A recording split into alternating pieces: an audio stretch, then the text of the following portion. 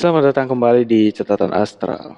Kali ini, kami mendapat kisah dari seorang remaja yang masih duduk di bangku sekolah. Sebut saja dia Sam. Di zaman sekarang, harta bagaikan segalanya. Karena itulah tetangga Sam menghalalkan segala cara untuk itu. Dan inilah kisahnya.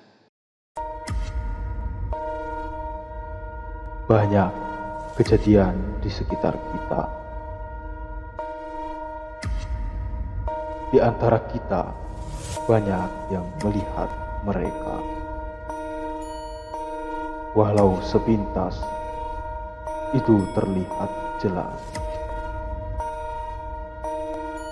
Hidup kita berdampingan dengan mereka.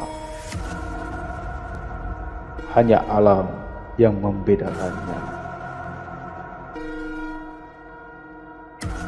Selalu ada peristiwa,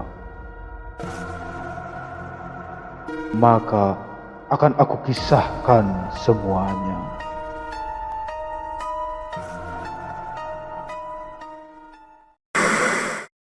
Suatu hari, Sam pergi ke warung dekat rumah Pak Anjar. Keluarga Pak Anjar ini hanya orang sederhana.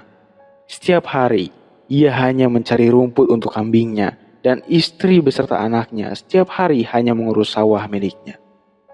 Sam berjalan, melintas rumah Pak Anjar dan menyapa Pak Anjar. Begitupun Pak Anjar balik menyapa Sam dan mengatakan, "Mau kemana?" "Jajan ke warung," jawab Sam.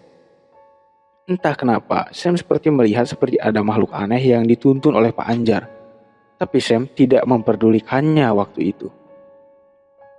Setelah kembali dari warung, Sam berbicara kepada ayahnya Pak Jamal mengenai kejadian ketika ia melihat sosok aneh bersama Pak Anjar. Ayah Sam merasa kalau anaknya ini dapat melihat sesuatu yang tidak umum. Tapi ayah Sam hanya berkata mungkin Sam salah lihat dan tidak usah menghiraukannya. Setelah itu, Sam izin pamit keluar pada ayahnya untuk menuju rumah temannya. Ayah Sam mengizinkan Sam pergi. Lalu ayah masih berpikir kalau ternyata anaknya ini sama seperti dirinya dulu. Pak Jamal terlihat seperti orang biasa pada umumnya, namun ia bisa melihat sosok makhluk tak kasat mata. Kemampuan itu diturunkan dari kakek Sam, dan sekarang kemampuan itu juga menurun pada anaknya Pak Jamal ini. Pada Senin sore ada beberapa orang yang tiba-tiba jatuh sakit tanpa sebab di kampung Sam tinggal. Saat pergi ke dokter mengatakan kalau tidak ada gangguan kesehatan apapun. Tapi salah satunya yaitu Bu Pitra lah yang dirasa paling parah. Ia sampai tidak bisa pergi kemanapun karena sakitnya. Ayah Sam yaitu Pak Jamal pergi menengok Bu Pitra dan ketika datang begitu terkejutnya karena melihat Bu Pitra menjadi begitu kurus. Pak Jamal melihat kalau di makanan yang dimakan Bu Pitra terdapat mantra dan jin yang berdiam di makanan itu. Lalu Pak Jamal bertanya asal makanan itu dari siapa dan Bu Pitra menjawab kalau makanan yang dimakannya itu berasal di Pak Anjar. Setelah itu Pak Jamal pamit pulang. Di rumahnya Sam bertanya pada ayahnya, "Pak, siapa yang sakit?" Pak Jamal membalas, "Bu Pitra, badannya jadi sangat kurus." Lalu ayah Sam langsung segera pergi ke kamarnya. Keesokan harinya, ada tetangga Pak Anjar yang merenovasi rumahnya. Pak Anjar juga ingin merenovasi rumah miliknya. Sampainya, Pak Anjar di rumahnya berkata pada istrinya, apakah istri Pak Anjar sudah memberikan makanan yang disuruhnya pada tetangganya? Istri Pak Anjar menjawab kalau ia sudah membagikan makanan yang disuruh oleh suaminya itu. Pak Anjar pergi ke kamar khususnya dan memberikan sesaji. Pak Anjar melakukan pesugihan untuk membuat dirinya lebih kaya. Walau begitu, Pak Anjar setiap hari terlihat pergi ke masjid untuk beribadah. Pada hari berikutnya, di speaker masjid terdengar berita duka mengenai meninggalnya Bu Pitra yang tiba-tiba. Pada saat itu, para warga datang melayat termasuk Sam dan ayahnya. Dari belakang terdengar salam dari Pak Anjar ke Pak Jamal. Raut muka dari Pak Anjar terlihat senang entah kenapa. "Assalamualaikum Pak Jamal," kata Pak Anjar. Lalu Pak Jamal menjawab, "Waalaikumsalam." Gak nyangka ya Bu Fitra meninggal, kata Pak Anjar. Umur memang gak ada yang tahu Pak, balas Pak Jamal. Seminggu setelah kepergian Bu Fitra, Pak Anjar merenovasi rumahnya. Tapi warga di sana tidak merasa heran. Anggapan mereka mungkin Pak Anjar menjual kambing atau sawahnya untuk biaya merenovasi rumahnya itu. Saya berjalan melewati rumah Pak Anjar untuk menuju warung tempat ia biasa jajan.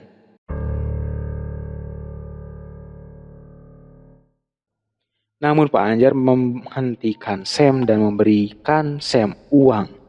Kata Pak Anjar, ia sedang memiliki rejeki, tapi Sam tidak langsung membelanjakan uang yang baru didapatnya. Karena Sam melihat ada yang aneh dari uang yang diberikan oleh Pak Anjar. Sam segera pulang dan bertanya pada ayahnya kalau uang yang dipegangnya itu terasa sedikit janggal. Lalu Pak Jamal meminta uang itu dan Sam memberikannya. Pada malamnya, ketika ia tertidur, ia ingin pergi ke kamar mandi. Tapi saat akan masuk, alangkah terkejutnya, ada sesosok yang mungkin disebut genderuwo dengan perawakan hitam besar dan memiliki bulu yang lebat.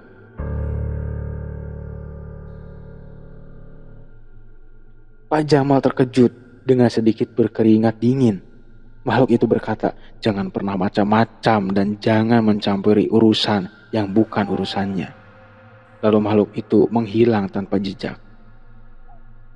Tanpa sepengetahuan dari siapapun, Pak Jamal mengetahui kalau yang terjadi dengan Bu Fitra bukanlah karena penyakit belaka, tapi juga karena makhluk yang ia lihat waktu malam. Karena itu, Pak Jamal berusaha menggagalkan perbuatan Pak Anjar yang ingin mendapatkan harta tapi mengorbankan nyawa orang lain. Pak Jamal mencari sebuah bungkusan putih yang dijadikan syarat untuk sesajinya Pak Anjar. Sebelumnya, Pak Jamal bertanya pada orang pintar bagaimana menghentikan perbuatan Pak Anjar. Dengan saran dari orang pintar itu, Pak Jamal menghentikan ritual dari Pak Anjar. Ia menemukan bungkusan putih yang ditanamkannya tidak jauh dari rumah Pak Anjar.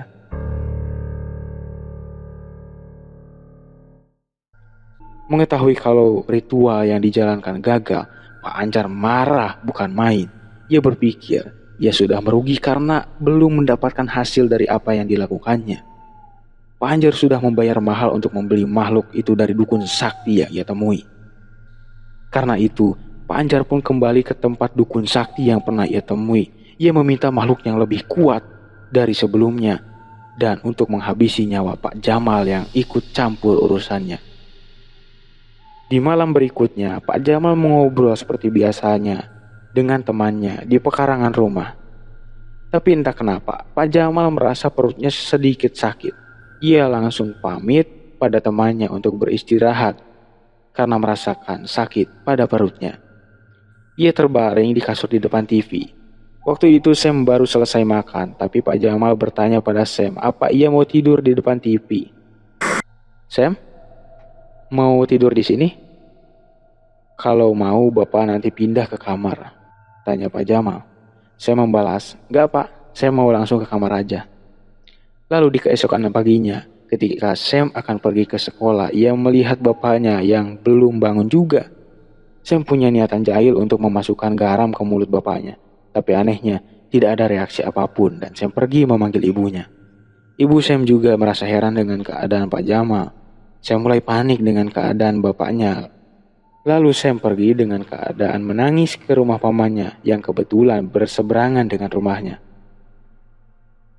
Paman datang dan mengecek keadaan Pak Jamal dan paman berkata kalau Pak Jamal sudah meninggal dunia.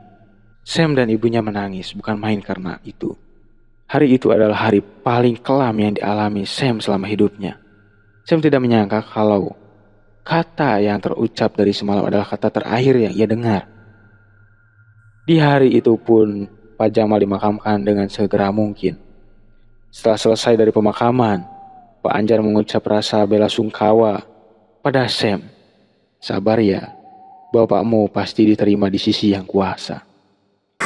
Tapi dalam hatinya, ia merasa tidak akan ada lagi yang menghalanginya atas apa yang akan ia lakukan. Di malam berikutnya, ketika Sam akan tidur, ada sebuah ketukan di jendela kamarnya. Tapi ketika ia melihatnya, tidak ada apapun. Saya merinding karena setelah itu ada seperti suara orang berjalan di dekat kamar Sam. Ia kembali mengecek keluar kamarnya. Ketika membuka pintu, tidak ada satupun seseorang di sana. Tapi saat Sam kembali ke kamarnya, ada sebuah makhluk hitam dengan taring yang panjang. Makhluk itu seperti hendak menerkam ke arah Sam. Karena takut, Sam berteriak. Tapi ternyata Sam hanya mengalami sebuah mimpi. Dan ibunya membangunkan Sam karena terkejut. Anaknya berteriak ketika tidur. Ibunya berpesan ketika hendak tidur, alangkah baiknya untuk berdoa supaya terhindar dari berbagai godaan. Akhirnya Sam kembali tidur dengan merasa takut akan kedatangan kembali makhluk itu. Di malam berikutnya, Sam baru pulang dari rumah temannya, yaitu Abi, pada pukul 11 malam. Saat hendak ingin membuka pintu, Sam menjatuhkan kunci pintunya. Terpaksa ia mengambil kunci yang jatuh itu. Namun saat tangannya hendak mengambil, ada satu tangan hitam berbulu yang juga akan meraih kunci itu. Sam langsung tersungkur karena kaget. Makhluk yang ia lihat mirip sekali dengan makhluk yang sebelumnya ia lihat di mimpi. Makhluk itu semakin mendekat ke arah Sam, tapi karena takut ia menutup matanya dengan tangan. Tapi saat itu juga pintu rumah dibukakan ibunya. Melihat Sam yang duduk di bawah dengan menutup mata, ibunya keheranan. "Sam, kamu kenapa duduk di bawah? Bukannya masuk," kata ibu Sam. Keringat dingin mengucur dari tubuh Sam, lalu ia membuka mata, melihat sosok yang ia lihat sudah menghilang. Ia berlari ke dalam rumah dan langsung ke dalam kamarnya. Ibu Sam sangat khawatir melihat anaknya bersikap aneh. Sam tidak menceritakan kejadian apapun yang dialaminya. Karena takut, ia dianggap orang yang aneh.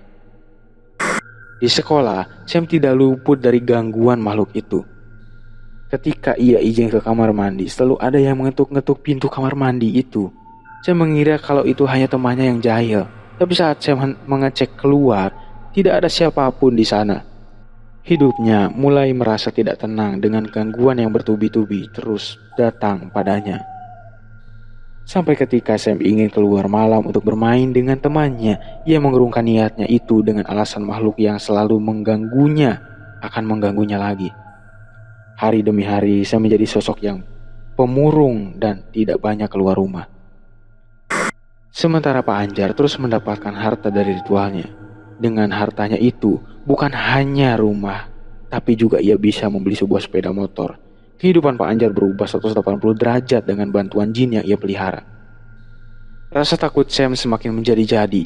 Ia tidak keluar kamar sama sekali karena ia berpikir jika sekali saja ia keluar, makhluk itu akan datang kapan saja. Bahkan saat Abi datang di siang hari untuk mengajaknya bermain, Sam menolaknya. Ia mengajak untuk temannya masuk ke dalam rumah dan bermain di kamarnya. Di dalam kamar, Sam menceritakan perihal apa yang terjadi padanya. Karena Abi sangat mengetahui bagaimana watak Sam yang tidak mungkin berbohong, ia percaya dengan apa yang Sam katakan. Abi memberinya saran supaya memperbanyak ibadah dan berdoa, karena itulah salah satu cara supaya terhindar dari makhluk yang selama ini mengganggunya. Karena waktu sudah petang, Abi pamit dari rumah Sam. Di perjalanan Abi pulang dengan motornya, dan di tengah perjalanan ada sosok makhluk hitam yang bertaring yang diceritakan Sam. Makhluk itu mengejutkannya yang membuatnya ia terbanting dari motornya yang menabrak pohon. Keesokan harinya, Sam memperhatikan Abi temannya tidak masuk sekolah. Lalu ada kabar kalau Abi mengalami kecelakaan saat pulang dari rumah Sam. Hati Sam terpukul. Ia merasa kalau sepertinya karena ialah teman baiknya ini mengalami kecelakaan. Setelah selesai sekolah, Sam menjenguk Abi di rumah sakit. Ketika datang, Sam menangis dan meminta maaf karena ini semua pasti karena ulah makhluk yang mengganggunya selama ini. Keadaan Abi cukup parah. Kepalanya mengalami pendarahan karena saat itu Abi tidak langsung ditolong. Untuk berbicara pun sedikit sulit karena hal ini. Setiap hari Sam menjenguk temannya ini dan orang tua Abi merasa sangat berterima kasih pada Sam mau menemani anak mereka. Sam memberitahu setiap pelajaran yang ia dapat di sekolah untuk temannya karena ia tidak mau temannya ini tertinggal. Setiap malam pun Sam selalu menjaganya sebagai bentuk penebus rasa bersalahnya. Tapi pada saat tengah malam, Sam yang sudah tertidur di kursi, makhluk yang selalu mengganggunya ini datang. Makhluk itu melakukan hal yang tidak terduga. Ia melepas selang oksigen untuk bantuan bernapas Abi. Setelah itu makhluk itu pun menghilang. Karena merasa sesak, teman Sam itu terbangun. Ingin memanggil Sam tapi tubuhnya sangat lemas. Sampai beberapa saat barulah Sam terbangun dan kaget karena temannya sudah sesak tidak karuan. Sam panik dan memanggil dokter. Kabar itu sampai di telinga orang tua Abi yang membuatnya segera mungkin datang kembali ke kamar itu. Keadaan teman Sam semakin memburuk. Orang tua Abi dan Sam menunggu di luar ruangan. Lalu dokter keluar dengan muka yang agak berat untuk memberitahukan keadaan teman Sam itu. Di saat itu dokter mengatakan, "Maaf, kami tidak bisa membantu. Tuhan sudah berkata lain." Sam dan orang tua Abi menangis sejadi-jadinya melihat temannya meninggal di depan matanya. Perasaan Sam terpukul. Ia merasa menjadi seorang temannya paling tidak berguna. Pikiran Sam mulai kacau setelah pemakaman Abi. Hidupnya benar-benar hancur. Orang tua Abi berterima kasih pada Sam karena ia sudah mau menjadi teman yang baik untuk Abi.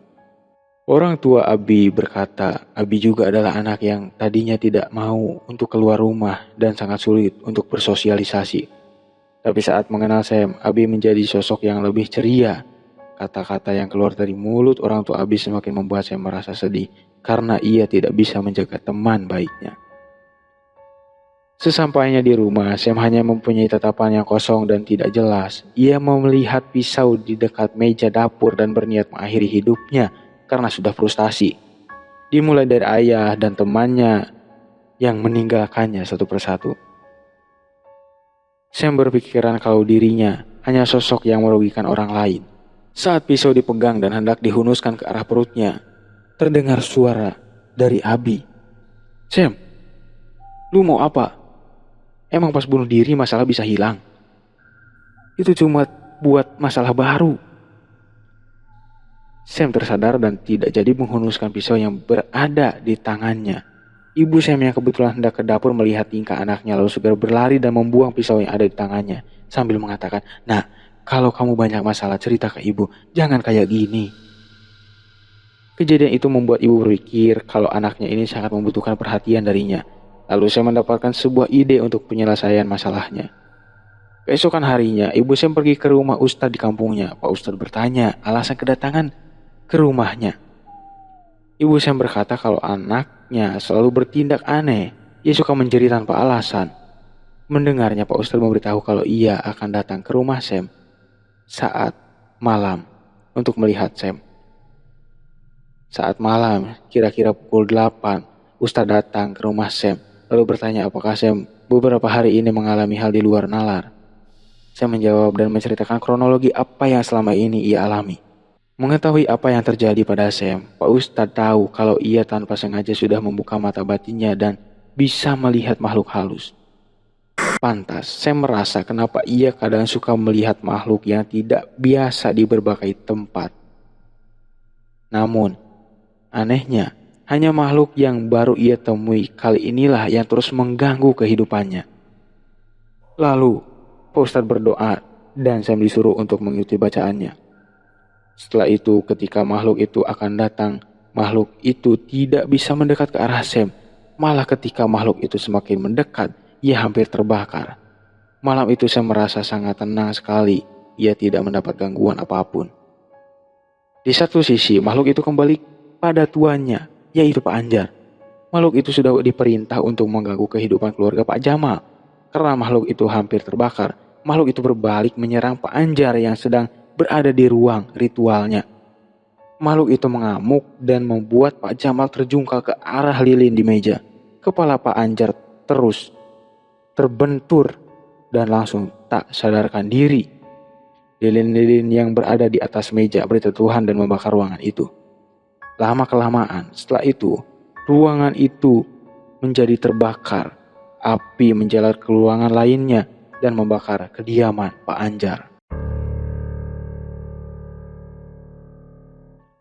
Selain Pak Anjar yang masih di dalam, keluarganya yang lain sudah keluar rumah. Semua warga berbondong-bondong untuk memadamkan api yang takut menjalar ke rumah yang lainnya. Setelah beberapa jam kemudian, api baru bisa dipadamkan. Mayat Pak Anjar ditemukan dengan keadaan mengenaskan. Ia terbakar dalam rumahnya sendiri. Setelah kejadian itu, semua harta yang dimiliki Pak Anjar beserta dirinya lenyap. Keluarga Pak Anjar juga meninggalkan kampung karena sudah tidak memiliki apapun lagi. Dan mulai hari itu kehidupan Sam juga menjadi lebih baik tanpa adanya gangguan apapun dari makhluk apapun. Terus dukung Cerita Astral agar cerita-cerita seram lainnya dapat selalu tersaji untuk Anda.